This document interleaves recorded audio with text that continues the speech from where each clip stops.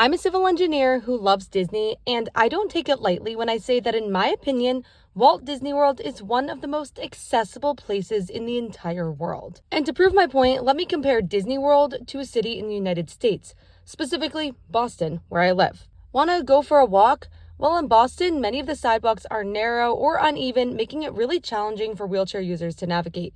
But in Disney World, you're never going to see this. Even more so, while Disney has themed concrete and pavement, they ensure that these are completely accessible for all guests.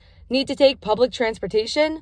Well, in Boston, not all of the stations are wheelchair accessible. It is worth noting that they are making big improvements with this, but there's still work to be done. But at Disney, you can hop on the monorail, the Skyliner, a boat, or any bus and have no accessibility problems. Let's say you want to cross a road. Well, in Boston, many times the ramps or the pedestrian push buttons are not compliant. But again, at Disney, you would never have this experience. Even if you want to go shopping, many areas in Boston, due to their history, only have access with stairs. But at Disney World, every single store is accessible with a ramp. Even a small store like Memento Mori that has stairs in the front, they also provide a ramp. And I'll throw one last wild card. Even the buffered areas of the streets is calculated by Disney.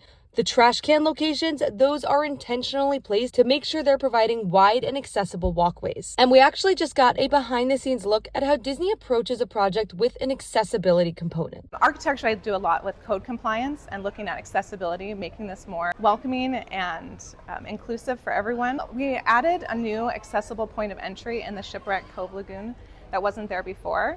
And then also a big portion of the scope for this was replacing 20,000 square feet of concrete deck.